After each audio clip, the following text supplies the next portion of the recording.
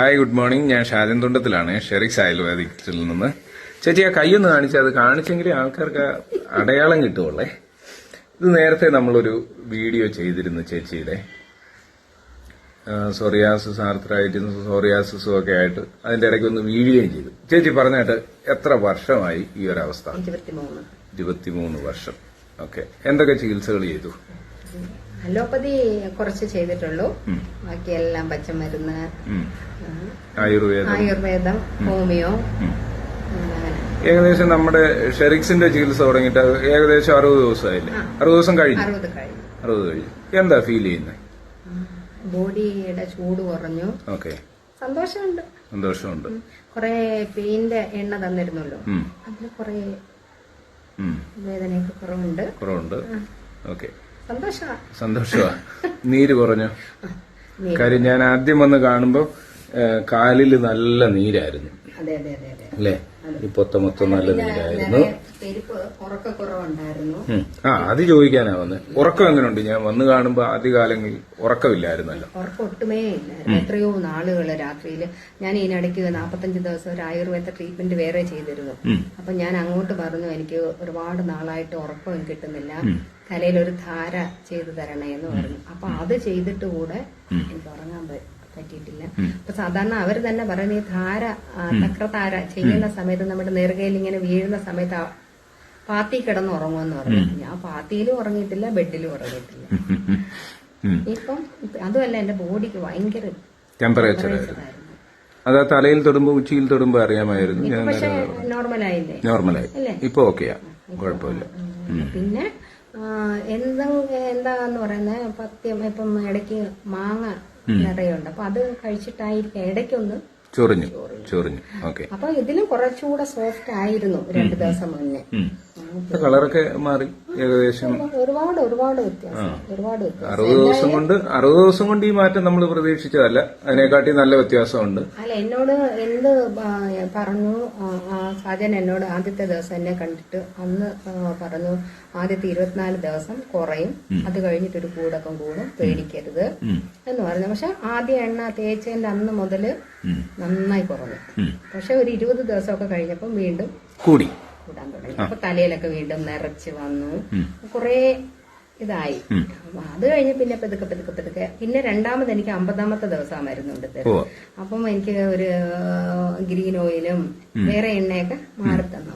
അതൊക്കെ ഒരാഴ്ച തേച്ച് കഴിഞ്ഞപ്പോ 56 ദിവസം കഴിയുമ്പോൾ റിവേഴ്സ് ആവുമെന്ന് പറഞ്ഞാൽ അതുപോലെ സംഭവിച്ചു. എല്ലാം പറഞ്ഞ പോലെ എല്ലാം പറ്റിയിട്ടുണ്ട്. പിന്നെ ആദ്യത്തെ സമയത്ത് എനിക്ക് വേദനയുടെ എണ്ണ തന്നിട്ട് ഒരു ശകലം അത് അത്രയും ഏറ്റില്ല. പിന്നെ രണ്ടാമത് എണ്ണ കൊണ്ട് തന്നപ്പോ മുതൽ എനിക്ക് പെയിനൊക്കെ റിലീഫായി. പിന്നെ വീണതിന്റെ ആ ഒരു ഇതുള്ളതുകൊണ്ട്, അല്ലെങ്കിൽ ഇപ്പൊ ഞാൻ സുഖമായിട്ട് നടന്ന്.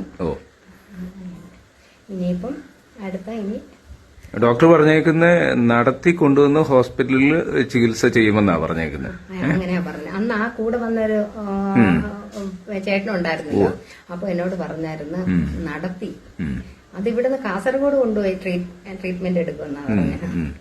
ഇപ്പൊ അത് വേണ്ട, നമുക്ക് അടുത്ത മാസം മുതൽ അടൂര് തന്നെ ഇവിടുന്ന് അടുത്തല്ലേ, അതുകൊണ്ട് യാത്ര ചെയ്യാനും.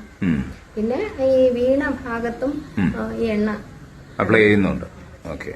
അപ്പൊ അവിടെയും മറ്റേത് എനിക്കിങ്ങനെ ആ ഭാഗം തിരിഞ്ഞ് കിടക്കുമ്പോൾ ആ വീണ ഭാഗത്ത് ഭയങ്കര എന്തോ ഒരു അസ്വസ്ഥത, കിടക്കാൻ പറ്റും. കുഴപ്പമൊന്നുമില്ല. അത്യാവശ്യം വാക്കിംഗ് സ്റ്റിക്ക് ഉപയോഗിച്ച് ഒരാളോട് കൂടെ നിന്ന് നടക്കാനും പറ്റുന്നുണ്ട്. ഓക്കെ. മറ്റേത് വീൽ ചെയർ ആയിരുന്നു. വീൽ ചെയർ കഴിഞ്ഞു, പിന്നെ വോക്കറായി. വോക്കർ കഴിഞ്ഞിട്ട് വാക്കിംഗ് സ്റ്റിക്കായി.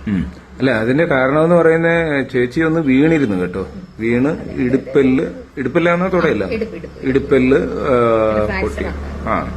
അപ്പൊ അത് മുഖാന്തരമാണ് നടക്കാൻ പറ്റാതായത്. ഇത്രയും വൈകിയത് അതുകൊണ്ടാണ്, അല്ലെങ്കിൽ കുറച്ചുകൂടെ എനിക്ക് ഈസി ആയിട്ട് നടക്കാൻ. ഷെറിക്സ് വന്ന് കാണുമ്പോ ഈ കാലിന്റെ പാദത്തിലെല്ലാം നല്ല നീരും വേദനയും, ഈ വിരലുകളെല്ലാം അടുത്തിരിക്കുകയായിരുന്നു. അത് മാത്രമല്ല, നഖങ്ങൾക്കൊന്നും ഒരു ഷേപ്പ് ഉണ്ടായിരുന്നു. അല്ല, ഇപ്പൊ അത് മാറിക്കൊണ്ടിരിക്കുന്നു. അത് മാത്രമല്ല, ഈ വിരലുകൾ നന്നായി അടുത്തിരിക്കുകയായിരുന്നു, സയാമീസുകളുടെ കൂട്ട്. ഇപ്പൊ അതെല്ലാം വേർപെട്ടു ഇല്ലേ ചേച്ചി? അല്ല, ആദ്യത്തെ ഫോട്ടോ കണ്ടിട്ടേ എനിക്ക് സത്യത്തിൽ എന്റെ കൈ ഒന്നും എനിക്ക് അറിയത്തില്ല. ഞാനങ്ങനെ ഇതിനെ അങ്ങനെ നോക്കാറൊന്നുമില്ല. പക്ഷെ ആ വീഡിയോ കണ്ടപ്പോഴേ ആലോചിച്ചു, എനിക്ക് ഇത്രയൊക്കെ വൈകല്യങ്ങള് ഉണ്ടല്ലോ എന്നേ. എന്നുവെച്ചാൽ എനിക്കങ്ങനെ വിഷമമൊന്നുമില്ല. അല്ല, അത് ആ മുഖം കാണുമ്പോഴും ചിരി കാണുമ്പോഴും മനസ്സിലാവും. ആദ്യം ഞാൻ വന്ന് കാണുമ്പോൾ തന്നെ വളരെ പോസിറ്റീവായിട്ട് ചിരിച്ചുകൊണ്ടാണ് സംസാരിക്കുന്നത്. ഇത്രയും പ്രതിസന്ധികളെ തരണം ചെയ്തിട്ടും അന്നൊക്കെ എന്റെ അപ്പൊ നമുക്ക് വല്ലാത്തൊരു ബഹുമാനം തോന്നും. അന്നത്തെ അതൊക്കെ വേദനയുണ്ടല്ലോ, അയ്യോ പറഞ്ഞറിയിക്കാൻ പറ്റാത്ത വേദന. എനിക്ക് കുറച്ചു നേരം അങ്ങനെ ഇരിക്കാൻ കൂടെ പറ്റത്തില്ല.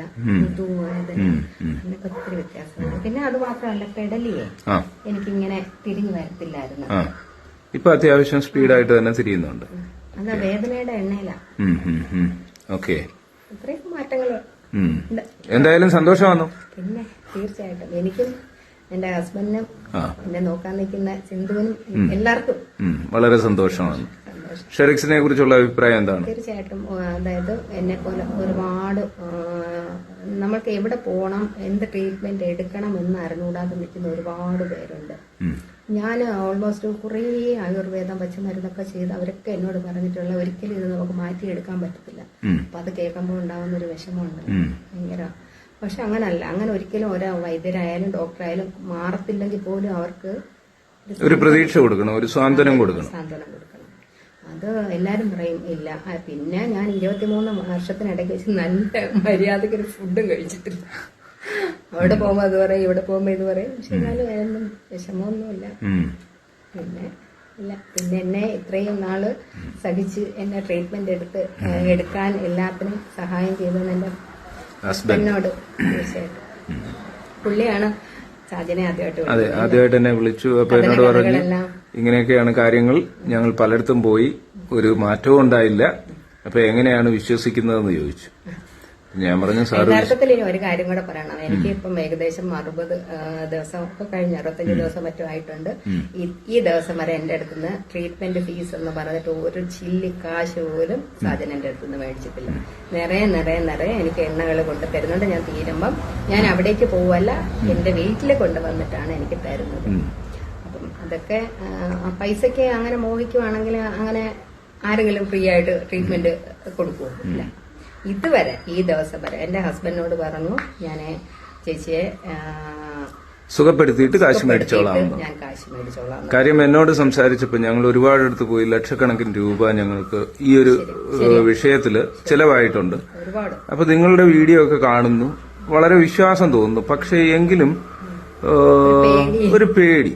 അപ്പൊ ഞാൻ പറഞ്ഞു സാറ് പേടിക്കണ്ട, ഞങ്ങള് ഷെറിക്സ് ആ ട്രീറ്റ്മെന്റ് ചെയ്ത് ചേച്ചി ക്ലിയർ ആയതിനു ശേഷം ഫീസ് മതി എന്ന് പറഞ്ഞിട്ടുണ്ട്. അത് ആദ്യമേ എഗ്രി ചെയ്ത കാര്യം. ആദ്യം എന്റെ അടുത്ത് വന്നപ്പോഴും ഞാൻ ചോദിച്ചപ്പം പറഞ്ഞ് ഒന്നും വേണ്ടിയില്ല, അതുപോലെ ഇറങ്ങി അങ്ങ് പോവായിരുന്നു. ഇപ്പോഴും ഞാൻ ഇപ്പൊ പിന്നെ ചോദിക്കാറില്ല, നമുക്ക് അങ്ങോട്ടും ഇങ്ങോട്ടും ഒരു ധാരണയുണ്ടല്ലോ. വിശ്വാസമായി രോഗം മാറുമെന്ന്. പിന്നെ എന്നെയും കാട്ടിലും മോശമായിട്ടും എന്നോളം ഇല്ലാത്തവരും ഒക്കെ ഒരുപാട് പേര് നമ്മൾ എവിടെ പോകണം, എങ്ങനെ പോകണം, ആ ഒരു ഇതില് അങ്ങനെ. അതുകൊണ്ടാണ് ഞാൻ ഈ വീഡിയോ ഉറപ്പായിട്ട് ഞാൻ എടുക്കുന്നത്. ഫേസ് കാണിച്ച് ചെയ്യണമെന്ന് ചേച്ചി തന്നെയാണ് നിർബന്ധിച്ചത് കേട്ടോ. എനിക്കങ്ങനെ അല്ല, അങ്ങനെ ഒരുപാട് പേർക്ക് സൗഖ്യം കിട്ടണം. അതെനിക്ക് വിശ്വസനീയമായ ഒരു സ്ഥലത്ത് പോകാൻ, ഒരു ചൂണ്ടുപലകയാവാൻ. തീർച്ചയായിട്ടും. അതുപോലെ എനിക്ക് ഏറ്റവും കൂടുതൽ എനിക്ക് എന്താ പറയുന്നത്, എന്നെ ഏറ്റവും ഇഷ്ടം എനിക്ക് സാജനെക്കാട്ടി ബീനയോടാണ്. ഏത് സമയത്ത് ഞാൻ ഫോൺ എടുത്താലും എനിക്ക് എല്ലാ കാര്യങ്ങളും ചേച്ചി ഇങ്ങനെയാ, അല്ലെങ്കിൽ ഇങ്ങനെ ഇത്ര ദിവസം പത്യം എടുക്കണം, അല്ലെങ്കിൽ ഇങ്ങനെ ചെയ്യണം, ഒരുപാട് എനിക്ക് നന്ദിയുണ്ട്. എപ്പം സാജനെ വിളിച്ച് കിട്ടിയിട്ടില്ലെങ്കിൽ പോലും ബീന ഫോൺ എടുക്കും. എനിക്ക് ഭയങ്കര ഇഷ്ടമായി. ഒരുപാട് നന്ദിയുണ്ട്. ദൈവം അനുഗ്രഹിക്കട്ടെ. വീണ്ടും ഇതെല്ലാം മാറിയതിനു ശേഷം നമുക്ക് വീണ്ടും ഒരു വീഡിയോയുടെ ചെയ്യാം. ഇനി ഹോസ്പിറ്റലിൽ അഡ്മിറ്റ് ആയതിനു ശേഷം അവിടുന്ന് ക്യൂർ ആയതിനു ശേഷമുള്ള വീഡിയോ ചെയ്യാം കേട്ടോ. Thank you very much.